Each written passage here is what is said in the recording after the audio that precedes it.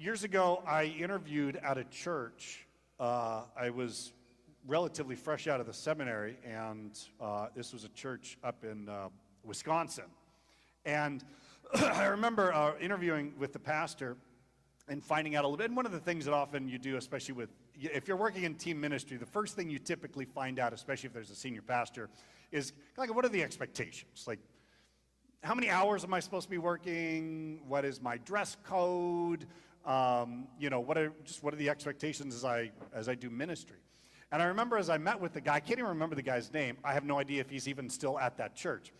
But I asked him about what's a typical week? How do you run things at your church? And he started going through a typical week, and he's listing through all of these activities and all of these things that he does. And as I started calculating out the hours, I'm like, holy cow, I think this dude probably is pushing about 70 hours a week as a pastor. And I was like, And I'm glad that I've softened in my old age. I was a little bit more bitey back then, and I remember asking something along the lines of if he expected the associate pastor to be as much of a workaholic as he is. And I didn't get the job. I didn't end up working at that church. I'm actually kind of glad. I'm sure he was offended by it. What I've learned in life is that you can learn from bad examples just as well as you can learn from good examples, right? I think we see that all the time in life. If you have a bad boss and then you become a boss, you could say, I can learn how to not be a bad boss. I mean, this is what I hear almost weekly in our staff meetings from our vicar, who's like, I learn from the worst, so this is great, you learn also from bad football people, like Cowboy fans, they're just, I had to put it in there, yeah. You're waiting for that one. So we're going to be, as we look through Job 4 through 37, we're going to be encountering a bunch of people, and we're going to be learning from their bad example, but we're also then going to be learning from Job and his good example. What makes Job 4 through 37 difficult is as you're reading through it, it's hard to know, is what I'm reading good? Is this what God wants out of me? Or is this how I'm supposed to believe about God, especially when we encounter Job's three friends? Now, we know them. We got a quick introduction of them in Job chapter 1. But finally, Job laments, as he did last week, and it was a difficult lament. It's hard to hear. And then after Job does this lament, then the three guys essentially get a chance to speak. And it almost sounds like a rebuttal. And then it goes through these cycles, three different cycles of this conversation. So the three guys that are there, Eliphaz, Bildad, and Zophar. Now, Eliphaz apparently is the leader of the three. It appears that he's the oldest, and he also speaks the most. And in fact, later on, when God speaks to the three friends, he addresses Eliphaz only and says, go and do this for you and your two friends. So Eliphaz gets kind of the most press. Bildad and Zophar speak a lot less. Zophar speaks the least amount. There's, I believe, even one of the rounds, he doesn't even say any words whatsoever. So this goes on for many a chapter as Job would lament, and then these three guys would respond. What also makes it interesting is there's a fourth guy that shows up kind of randomly, and we don't really know what to do with him. His name is Elihu. Elihu shows up right at the end, but he's not mentioned in Job's 1 and 2 or in Job 42. So we don't know kind of what to do with his material because he's just really not mentioned. God doesn't give a determination on whether his words are wise or not. But he does a couple of things a little bit differently. First of all, he seems to be very deferent and a little bit more caring. He's the only one out of the entire group of the friends who actually addresses Job by name, which I didn't know it until I read it. I'm like, well, that's an interesting thing, that this whole time Eliphaz, Zophar, and Bildad aren't even calling Job by saying, hey, Job. It's just, hey, I need to talk to you, where Elihu comes in and says, Job, we need to talk, which I thought was very, very interesting. Elihu also has a couple things to say to Job and to the three friends, so he seems to be almost in this middle ground. But what the three guys are saying through pretty much the entire thing is, you have a problem, Job, because we believe that you had to have sinned. I know we've mentioned this a couple times. I know it was even asked last week. It was a great question of, what do you do when you especially see someone who's experiencing a lot of suffering? You say to yourself, well, what did they do wrong in order to be receiving this? I think that's just how we're wired. And so these three friends are always operating on a hint. So here's the first passage that I have for you, Job 4, 8, and 9. And this is indicative of the whole 34 chapters. As I have observed, those who plow evil and those who sow trouble reap it. At the breath of God, they are destroyed. At the blast of his anger, they perish. So, and would we say that that's kind of a true statement? You know, if you do sinful actions and things, you don't make smart choices in your life, oftentimes you will reap bad things from that. Right? That's an axiom that we would have all through the book of Proverbs. Psalm says it many a times. Even it comes out of Jesus' lips about reaping what you sow. The problem is, it is a truth, but it's not an absolute truth. This is where Job comes in and tries to help us understand a little bit more of a nuanced belief. Now, I read this whole section. I actually sat down and read the entire way. And as I was reading, I was taking notes because I wanted to try to find out if there were at least some lessons, some high-end lessons we can get from this. So, and as a good pastor, I came up with 3. Isn't that what we're all supposed to come up with? Here's 3 points that I'm going to make to you. So, you know, if I do 5, you all start groaning like, oh, that's too much. If I make 1, you're like, did you really read it? There's probably a few more lessons in there than just 1. So I found out 3 things that I think we need to be looking at, and these are the 3 things. Beware of drawing conclusions about people from their circumstances. Good theology with no love is useless.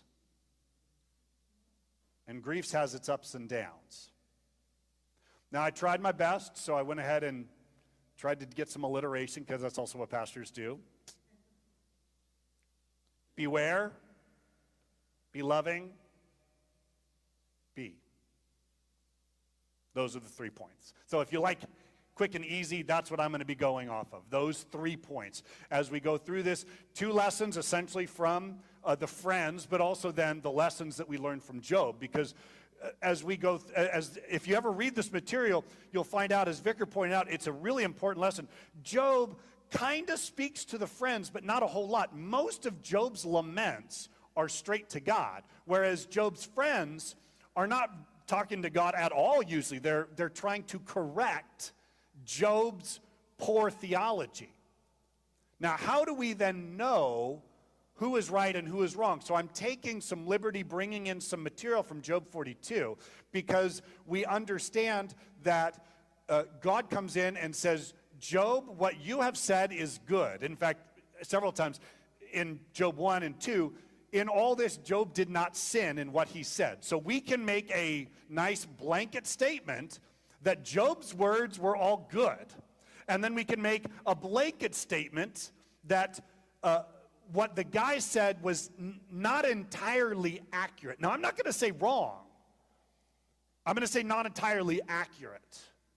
And maybe not from the correct motivation. And the reason why I know that is because that's what God does at the end, is he rebukes the 3 friends, Elihu technically not mentioned. So this first thing is, beware of drawing conclusions about people from their circumstances, right? This is what the friends were doing. They looked at Job. Job's life was a mess. He lost all his money. He lost his house. He lost his 10 children. It appears as if his wife has now walked out on him. He has now lost his health. He's sitting on a garbage pile, scraping himself because he's got black leprosy, essentially. And so they said, how in the world can you go from someone that is doing something really, really well to then being someone who is clearly being punished by God? That's where the problem comes in. Be careful, beware of looking at someone's circumstances and assuming a whole lot about them. We do this all the time.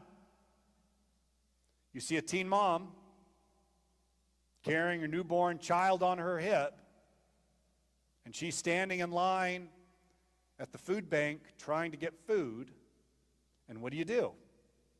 Start assuming. Well, she clearly messed up her life.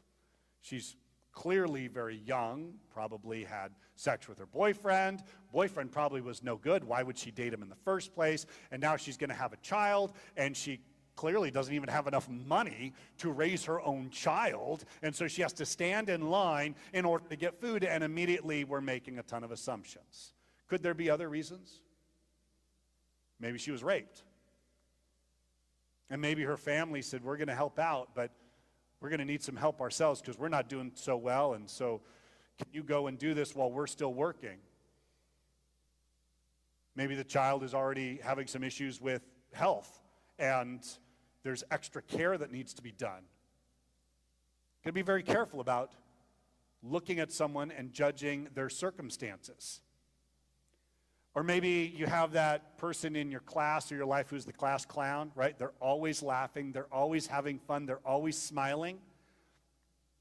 And we compare ourselves to them and we go, man, that guy's always having a good time. He's always happy. And you think about yourself, you're like, I'm not that way. Gosh, I wish I could be that. His life must be good. He must have enough money. He must have enough friends. He clearly has a ton of self-confidence. But what do we often find out with those class clowns? People like Robin Williams and other very famous comedians who are laughing on the outside, but inside they're fighting a ton of demons, and they're depressed, and they're lonely. And so we often judge their outward circumstances, and maybe we don't even make an effort when all of a sudden they're missing from class or they haven't come into work lately. And we go, they must be fine because they're always happy. Maybe we look at that doddering old man who seems a little crazy, really paranoid at times, and we think to ourselves, my goodness, what is wrong with him? But maybe he's jumped out of planes and fought wars, and maybe he's battling PTSD. Be careful when we judge those people, and probably the most important is stop doing it to yourself. I know that we always play that comparison game. We look online and we see people posting these incredible scripture passages, and we're like, wow, they have such good faith, right? And then they come to church and they seem so confident and they know so much scripture and it seems like their lives are great. And you're sitting there going, man, I have so many doubts. I have so many questions, and I don't know if I'm doing this thing called life correctly. And my faith, though I want to project strength inside, I'm really struggling. And I want people to come to me with their problems, but to be honest, I can't even listen to them very well because I have my own set of problems. And you judge yourself and you say, why don't I have stronger faith? Why don't I have a better prayer life? And you judge yourself and you say, maybe it's because God has abandoned you. Maybe God has left you. Maybe God has finally gotten sick of that sin that you keep doing over and over and over again, and he's finally said, enough is enough, you are out, I am done. Do you judge other people's lives by their circumstances? If you do, you need to be very careful. This is one of the things that God brings up later on when it comes to these three friends. All they kept focusing on was how Job must have sinned. Even it gets later on, it's almost like a fight breaks out. And in fact, one of the friends even says, you know what? I actually know some of your sins. And he starts listing off a bunch of sins, like you have deserted the poor, you obviously have stolen, you have given false testimony in front of courts, you have oppressed people. And Job is sitting there like, wait, what? Why would you think that about me? And he would then defend himself and say, that's not the case. And then he would go back and plead his case before God. You know what would be a better thing to do than just judging them? Is maybe learning a little bit more about them. Maybe it's important to find that teen mom and say, how can I help? Thank you for coming to church. I'm really glad your baby is here. How can we support you? You have no idea what she's going through. And you might be the only person that is going to bring grace in her life, because I know this, wherever she walks elsewhere, what is she getting? Dirty looks? People looking down on her? Maybe that class clown is someone who seems like he's the life of the party, but he has absolutely no real friends because he's terrified to open up. Maybe you're the one who actually goes and talks to him. Maybe in the middle of his jokes, you find out that there's something going on in his life, that he's battling demons that you never would have expected. And maybe he's the one that's going to need an extra set of joy in his life that only you can bring.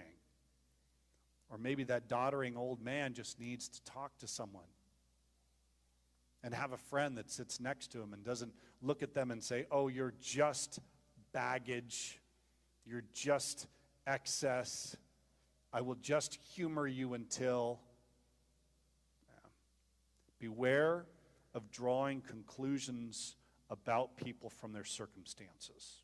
Beware. And then, second point, good theology with no love is useless. So be loving. Now, why do I say this? This is important. We've highlighted this before, but from 1 Corinthians chapter 13, verse 2. If I have the gift of prophecy and can fathom all mysteries and all knowledge, and if I have faith that can move mountains but have not love, I am nothing. Now, the word for nothing is useless. Now, I don't know about you. I really want to have my life to have some purpose and meaning. To have purpose and meaning, to not become useless, God says, be loving, be caring, and be kind. These guys had very impressive theology. That was one of the things that I really had a hard time. I'm reading through all of these chapters, and I'm like, oh, that's good. Oh, this is good. Oh my gosh, that is a wonderful thing to here you go. You want to go through these? Check these out. These are all just from chapter 5. Like, I don't know how many I wrote down. I actually had a little pad, and I'm like 5:2, and then 5:7, and 5:9, and 5:16, and I'm like, these are all great theological passages. Here they are. Job 5:2, resentment kills a fool and envy slays the simple. Is that good? Right? Does resentment kill? If you harbor resentment in your heart all the time, it will eventually kill you. Resentment kills a fool and envy slays the simple. Job 5:7, yet man is born to trouble as surely as sparks fly upward. Isn't that great? When you start a fire and it starts crackling and all the termites are dying and right, and all the sparks are, where do they go? They go up, right? And then they land on dry brush and Santa Ana winds come and destroy all of Southern California. Man is born to, you will have trouble in this life. Is that a truth statement? That's a truth statement. It's not wrong, all right? And you wonder, how come they didn't apply it correctly? Job 5:9, talking about God. He performs wonders that cannot be fathomed, miracles that cannot be counted. Is that true? This is great stuff. And I want to maybe make a calendar of, Job's friends' theology statements or something like that. These would be great statements. Job 5:16, so the poor have hope, and injustice shuts its mouth. Poor has hope.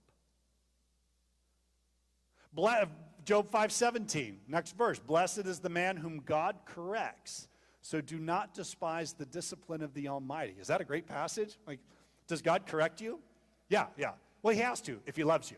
If he doesn't love you, he'll never correct you and just let your life become a total disaster. But if he loves you, he's going to correct you. So all of these are great theological passages. So then why do they get rebuked? Because all of them were said from a position of being unloving. If you have good theology and you don't give that good theology in a loving way, God says you're useless. All right? I know this hurt me. I'm a pastor. I give out good theology all the time. At least I hope I do. And I have to always remember that when I give that out, if I do it in a poor way, or if I don't do it for the right thing, why do you give out the good theology? It's very weird with the friends. I wish I had kind of a view into their inner thoughts of why. Why were they constantly harping on Job's sin as the culprit for his circumstance? I think I could really only come up with one reason, and that reason is we all, those who are inside the Christian faith, we do not like to see God's name besmirched.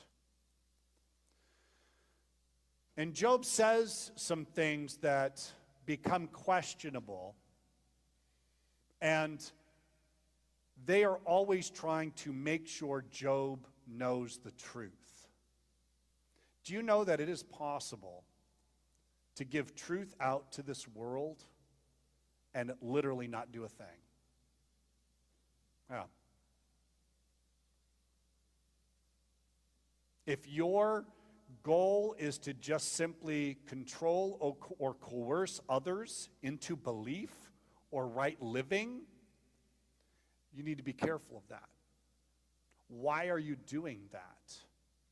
If you do it from a position of love, that is good. If you can fathom all mysteries and knowledge and have love, then you're useful. But if you don't have love, you're useless. Yeah?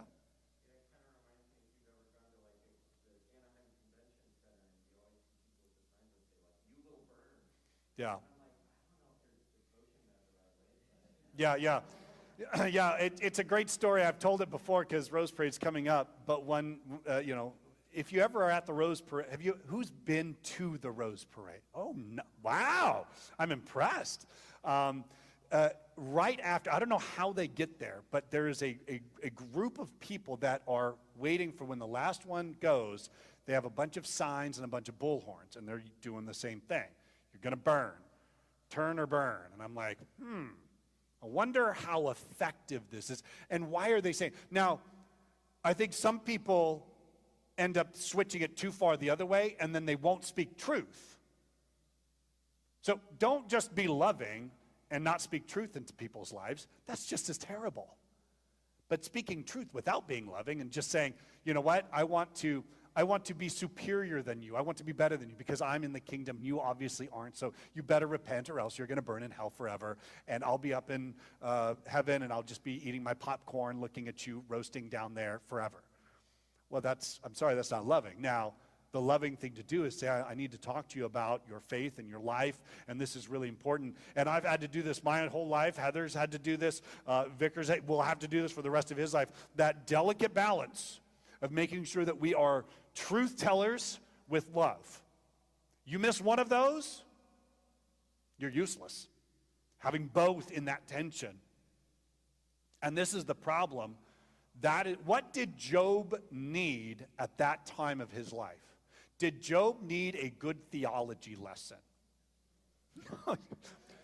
Job had great theology, but Job didn't. What was the one thing Job needed? Friends, comfort. He even says it. Job 16:5. But my mouth, he's saying, if you guys were in trouble, this is what I would do for you. But my mouth would encourage you. Comfort from my lips would bring you relief.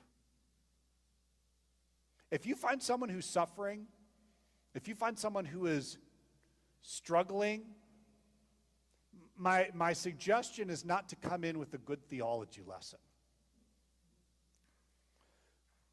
It's better to be comforting, loving, and dare I say, I don't know how many times I've sat with people who have said things about their life or about God that were wrong. And I had to go, is this the right time for me to correct them?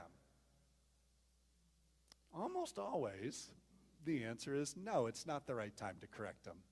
Wait a little while. Wait till they're out of the suffering. Dave? Yeah.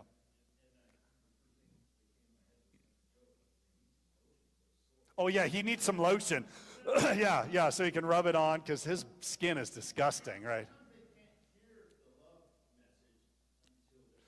And that was an interesting thing that I didn't realize throughout the whole thing until it dawned on me at the end of this whole thing. Do you know that not once did Job's friends say, can I get you a glass of water? Can I get you a new coat? Let's nurse you a little bit, right? You got the Good Samaritan. He's been beat up. He's been left for dead. And what does the guy do when he shows up? Helps him out. He pulls out the wine, drinks a little bit. No, he probably doesn't drink it, but he pours it on his, he's nursing the guy but that was something that I had never noticed on all the times that I've done that. They never, ever, hey, Job, can I give you a loan to maybe restart your business? I've got an extra cow. Let me help you out. You know what, Job? It is terrible that you're on the trash pile. Can I give you some assistance? Not once, through the whole thing. And I never noticed it until this last time I read it. Yeah, Job needs some comfort. He needs some help. He needs someone loving. Does the teenage girl need a lesson on premarital sex? She's probably figured it out, that if you have sex before marriage, that oftentimes something like this will happen, and they're like, oh my gosh, what was I thinking? And I go, yeah, what were you thinking? But hey, we're here, and we love you, and we need to figure something out. You need some clothes. Do you need some help? Yeah. Have you done it with that person that is doing really well? And what do they need? Oftentimes we again judge that, they don't need it. They're feeling a little bit like the older brother from the parable.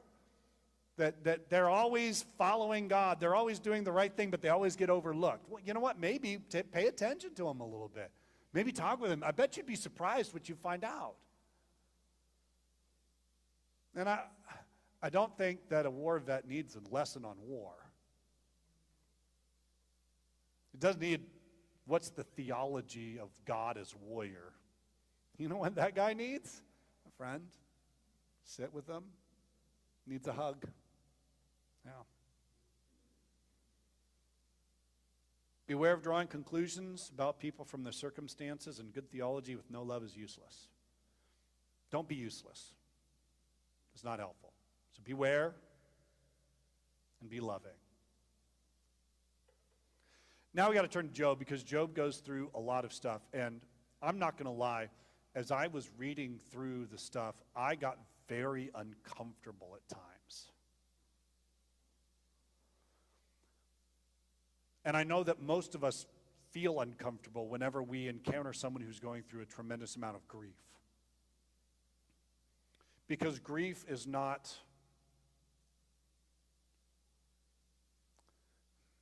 normal is the wrong word. Grief is not steady. Grief is not predictable. Grief is erratic. Grief is emotional. And I know that many a times as I've talked with people, sometimes at their darkest hours, times I've talked with people as they're nearing death, or I've talked to family members who have just literally lost a loved one, and they're in this raw emotional state. I always have to remind myself of this third point. Grief has its ups and downs. And then I also got to remember for myself, how erratic were you when you experienced grief? Were you stoic, the strong chin, no crying? Well, you might have done that outwardly to others, but I know inside your life was swirling. And it doesn't go away. I remember talking to one gentleman. He was someone that I knew from my college days. He was a professor, and his wife had just passed away, and we were talking with him, and he wanted to speak at his wife's funeral. And I'm thinking, I don't know if that's a good idea. And he's like, no, I got it written out, and this is good, and I need to make sure and bring comfort to the people. And I'm thinking to myself, why am I here then? Like, my job is to be here to minister to you and to help you, but he felt like he needed to have it all together. If you are someone who goes through grief and thinks, I need to make sure and have it all together, you're going to fail at this one. You're going to have a really hard time going through grief. Sometimes you just need to be. And I remember when he got up there and he started talking, and his opening line was, I bet you're all surprised that I'm here speaking at my wife's funeral. And he started going on, and it only took about 30 seconds. He couldn't go on anymore. All of a sudden, that grief hit him so hard. And I jumped up, and I helped him sit down, and he was like, I'm so embarrassed. What do you mean you're so embarrassed? Well, I wanted them to get comfort. They'll get comfort. You know what's going to bring them comfort is watching a man grieve over the fact that his wife of 40 plus years just passed away, and he is hurting because his other half is now missing from his life. Standing up there stoically ain't going to do it. I'll bring the words. I think it's great that you've done that. The stuff that Job goes through is really crazy. So here's what he goes through. I had to, as I was doing it, I'm writing all the things that Job, all these statements, and I'm like, some of them are good, some of them are bad, some of them I don't like, so I really want to correct them, but the problem is, Job 1 and Job 2 specifically said, in all of these things, Job did not sin by what he said. So I know that these statements are not sinful statements. We'll see what you think about them. So first of all, Job gets depressed. Is getting depressed a sin? I'm glad we're finally breaking some of these things down, right? Because mental health is super important, and being depressed does not mean you are not a Christian. People are like, wow, you're supposed to have the joy of the Lord. Well, yeah, that's part of it. Oh, yeah, have the joy of the Lord. But I'm sad. It's okay to be sad. Check out some of these. These are some hard statements. Job 7:7. Remember, O God, that my life is but a breath. My eyes will never see happiness again. Whoa. That is not a sinful statement, according to God. But this is what he says. I would be like, well, I don't know. Why don't we, if someone comes up to you and says, I'm so sad, I will never be happy again, what would you want to say to them? No, you'll be happy. This will all pass in time. Let's quote some Bob's favorite passage. Sadness comes for the night, but then there's joy in the morning. Right? What a great thing to... No, which is true. This is a true statement. But is that what Job needed to hear right there? Was, oh, come on, big guy. It'll get better. Pull up just lift yourself up. You'll get out of this depression if you just... You should probably just read your Bible more, and that'll help you out greatly. Yeah, they open it up. They turn to Job 7:7. My life is but a breath. My eyes will never see happiness again. No, how about this one? Job 7:16. I despise my life. I would not live forever. Let me alone. My days have no meaning.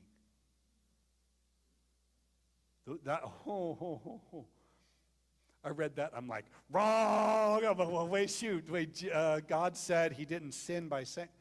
So you can cry out from the depths of your heart how you have no meaning or purpose in life, and that is not a sin. Wow. Yeah, this one was tough, especially because a little bit later we're going to focus on something totally different. But Job 14:10, but man dies and is laid low. He breathes his last and is no more. As water disappears from the sea, or a riverbed becomes parched and dry, So man lies down and does not rise. Till the heavens are no more, men will not awake or be roused from their sleep. Right? And then all the pastors go, wait. We live again, right? And wouldn't that be what you would try to say? I'm not going to ever live again. And we'd be quick to jump in with, you know what they're struggling with right now is just the sheer weight of the world and their circumstances and the pain that they're being hit with. Part of them doesn't want to live forever because they don't ever want to experience anything like that ever again. It's a very interesting. I would love. No one. I didn't find anyone that did it, but Job 14 with Job 19. That would be a very fascinating discussion. I'm going to get to Job 19 soon. We'll get out of this depressing part here in just a moment.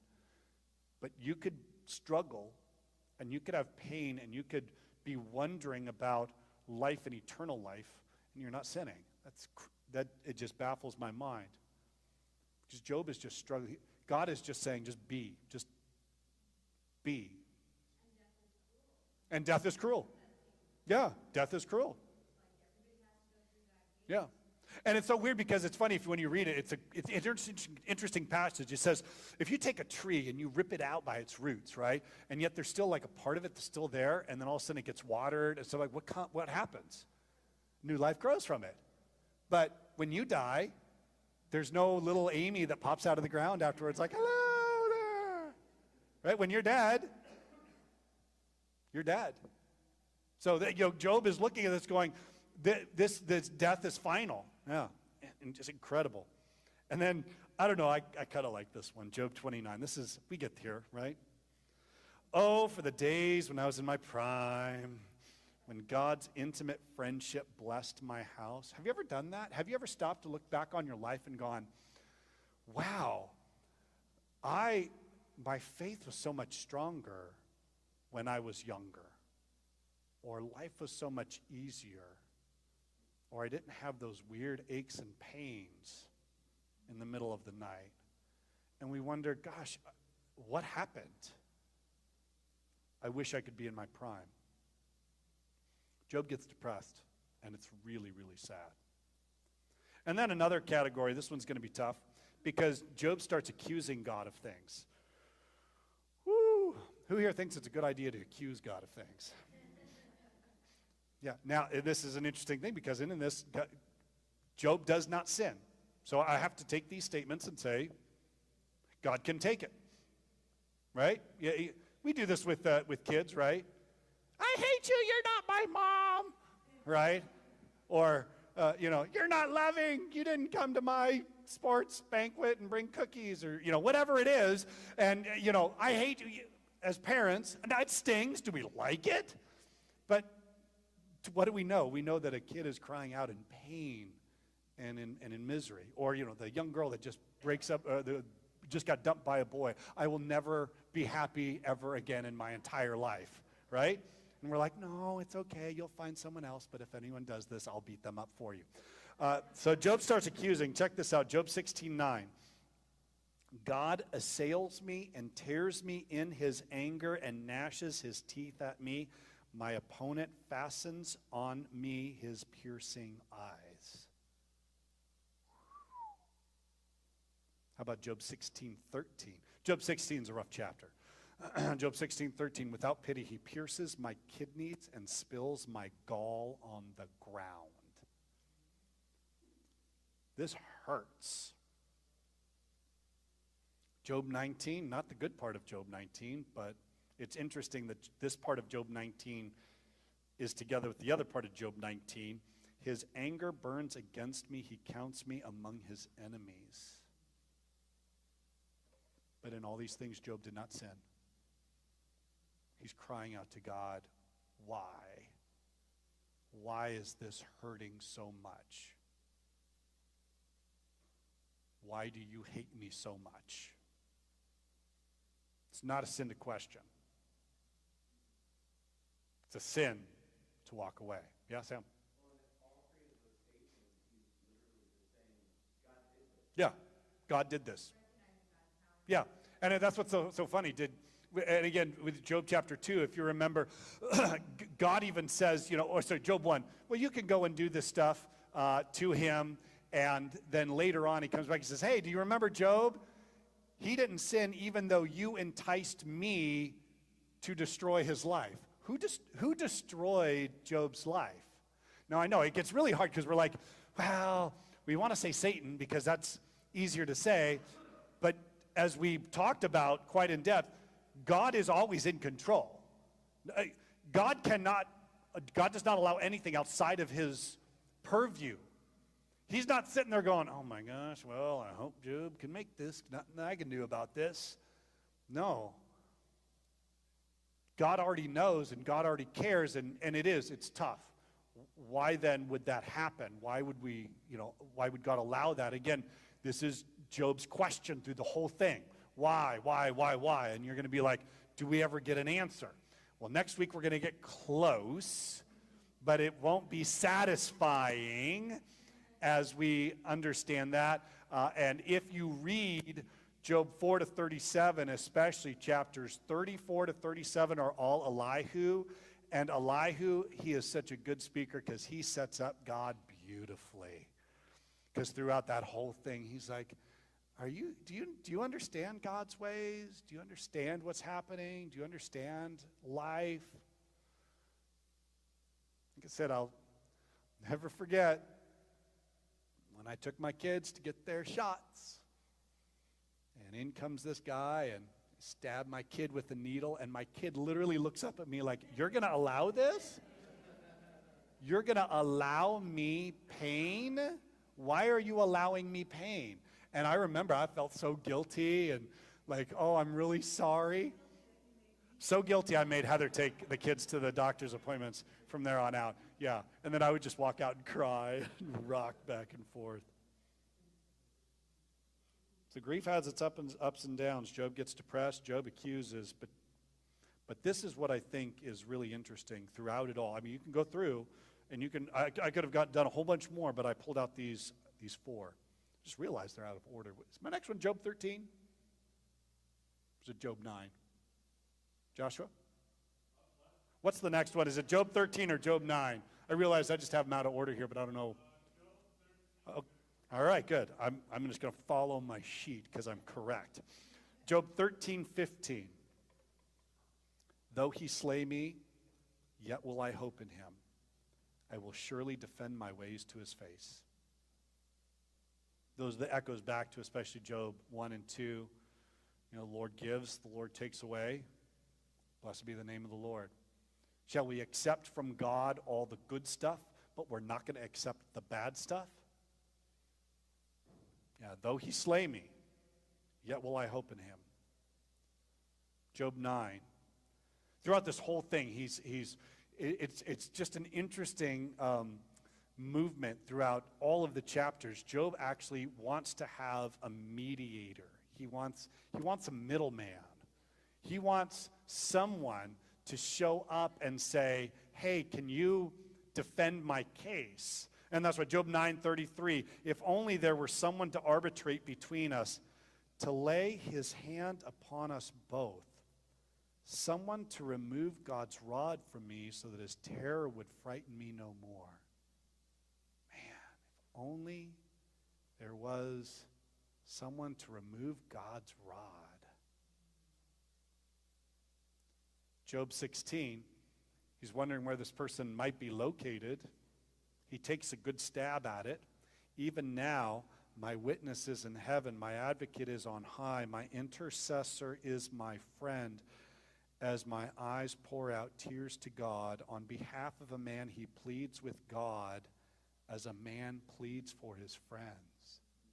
These are words that were written probably back in the days of Abraham. This event probably took place at the time of Abraham. We don't have the Ten Commandments yet. We don't have the temple built. We don't have a baby in a manger. We don't have a guy on a cross yet. And this is what Job is crying out for. In probably one of the earliest books written, this is what it says. And then, of course, I'd be remiss without getting the most important passage in all of Job 4 to 37, which is Job 19, 25 through 27. I know that my Redeemer lives, and that in the end he will stand upon the earth. And after my skin has been destroyed, yet in my flesh I will see God. I myself will see him with my own eyes, I and not another, how my heart yearns within me. Isn't it interesting? He goes from this whole concept of I'm going to die and be no more to, no, I'm going to die and I'm going to live again. Because isn't that what grief is? Isn't that how grief works in your life? One minute everything makes sense and you can see everything, and then another one you feel like God's waves are just crashing over you as you're cast down into the bottomless pit, and you feel like you can't get out, but then all of a sudden you emerge, and then you start feeling better, and then all of a sudden you get knocked down by another wave again, and then you start crying out to God, and then you start weeping and mourning, and then you lift your eyes up to the hills and you know that your help comes from God. Stop trying to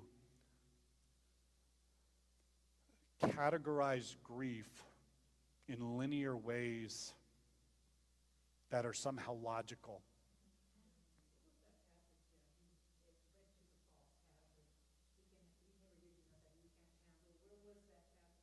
Oh, yeah, I don't know. It's somewhere. Yeah, God will not. Yeah, and a lot of people say God will not allow you to suffer more than you can handle, which, as Vicar had pointed out, is completely false. It says God will never allow you to be tempted beyond what you can do. I think regularly God will give you more than you can handle. Why is that? Because you're not God. And if you could handle your life without God, why would you need him? God's like, I think you regularly, right? When your kids come to you and they're like, I'm going to learn how to drive a car all on my own. Really? Well, let's see if you need me in a little bit. I can do this all on my own. And again, that's the whole idea about kids, right? We grow them up, and then they make mistakes, and then what do they need? They always come back to mom and dad. They love us, just like we love God. And we regularly need God, and I think regularly stuff happens so that we turn back to God and we see how good he is. Yeah.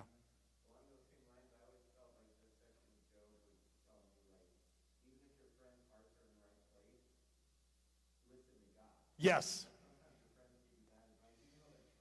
They're trying. And even, like, I've given bad advice with good motives and good intentions, and these guys are not like that at all. Again, it gets really hostile near the end, and that's why I think Zophar shuts up. Zophar's just angry. He's like, oh, man, I can't listen to this guy no more. He's an idiot. Yeah. And what was also interesting, I couldn't prove it, but I read one guy who made the comment that the three guys probably do not have a faith relationship with the Creator. They know a lot about the Creator, but they don't know him. So, which I thought is an interesting thing. So yeah, if you're going to listen to anyone, listen to God. And there's going to be times, I promise you, I'm going to mess up. There's going to be times you're going to mess up. There's going to be times I'm going to go through grief and you're going to come and say something really dumb to me. There's times I'm going to do it to you. Stop trying to figure it all out. In it all, there's one thing we can always be thankful for, and that is the hope that is ours because of Jesus. And here in this really old book, we have these they're about as clear as they can, these expressions of who Jesus Christ is. Jesus Christ is your friend. He's never going to abandon you. He's going to plead to God on your behalf. He will remove the rod of eternal damnation against you because he himself suffered and died for you. Beware about drawing conclusions because of people's circumstances. Good theology with no love is useless, and grief has its ups and downs. Or beware, be loving, and be. Let's pray.